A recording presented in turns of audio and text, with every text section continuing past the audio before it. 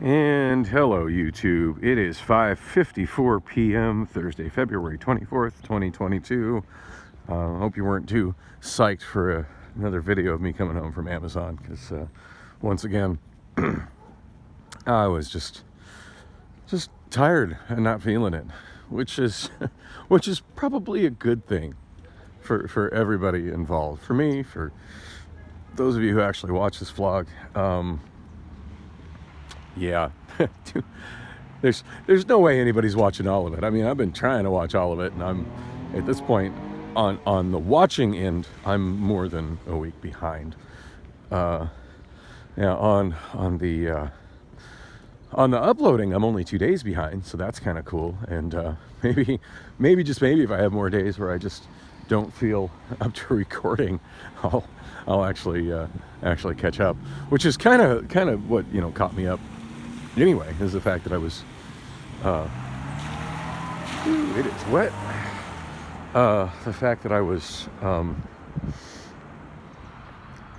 sick and didn't record much, and that I was busy spending time with my mother and with my friend Corey over the weekend, which also resulted in me not spending any time recording these. Yeah, it's probably better for everybody if I record a little bit less anyway. So anyway, today I had grandiose plans. I really did. I wanted to get up early. Yeah, that didn't happen. I wanted to get up early. In fact, I got home quicker than normal, other than I stopped at QT instead of walking directly in from the post office. I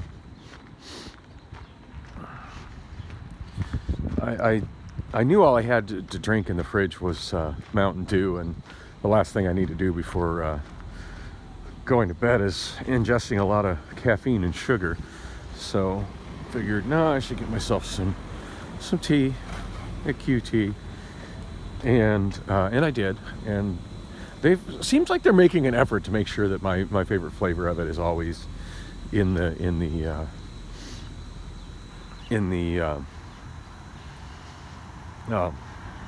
door, cold and waiting for me these days. I'm in there like every day, so the staff knows me pretty well.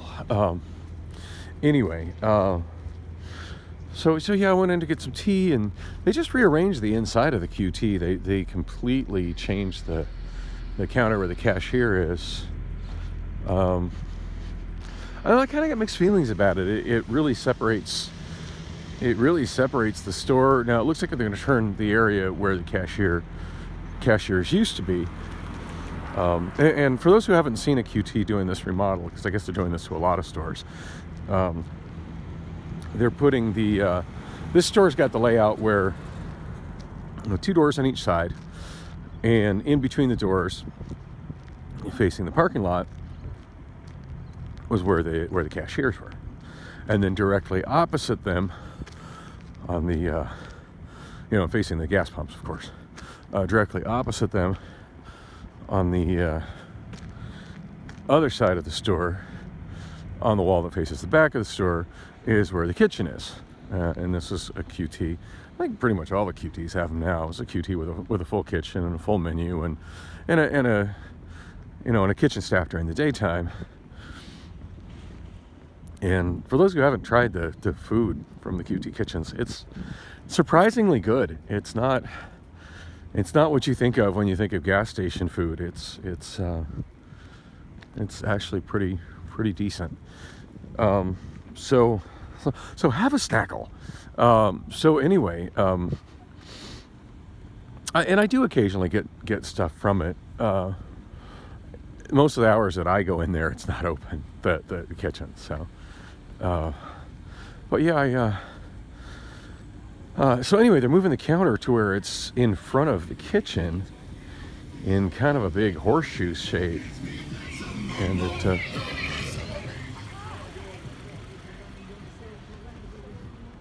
Was that guy listening to ICP? That sounded terrible.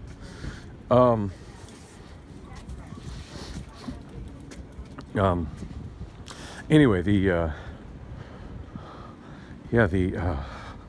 sorry, I'm just a little tired and not very coherent yet. Yeah, so I think when they put in some more store aisles where the cashier counters and stuff used to be, and of course the racks behind them where the cigarettes and other easily stealable items are, they'll have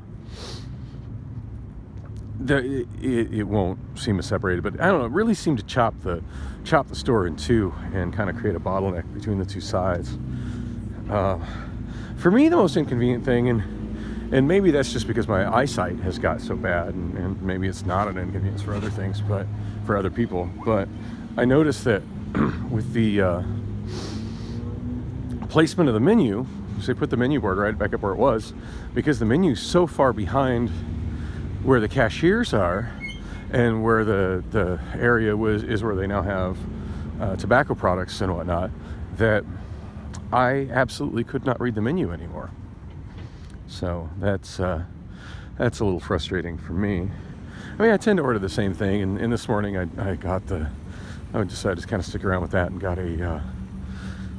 got the scrambled eggs with the bacon and cheese in it, which is freaking delicious, and a hell of a bargain breakfast for $3.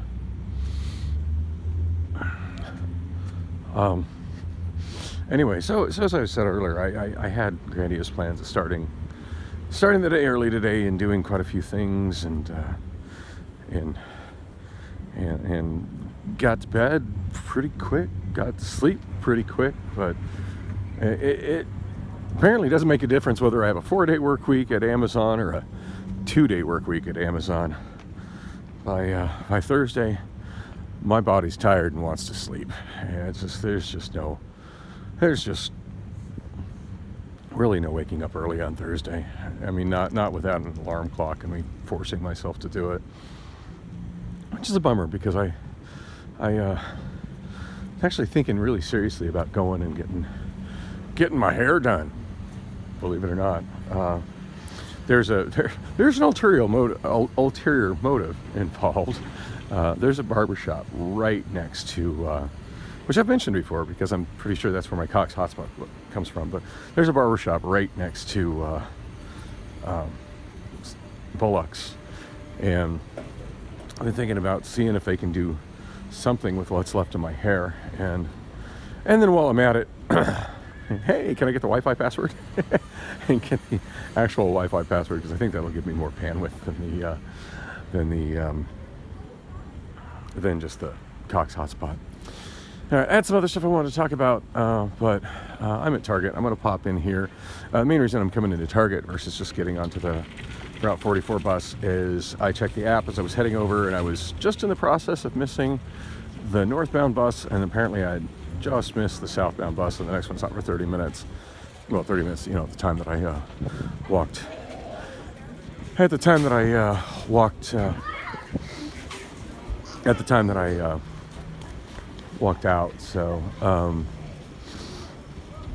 yeah, I'm basically stuck here for 30 minutes either way. So, I think I'm going to pop into this Target and see if they have that headphone adapter that I need, because it would be really nice to be able to work on some new karaoke music after the show today.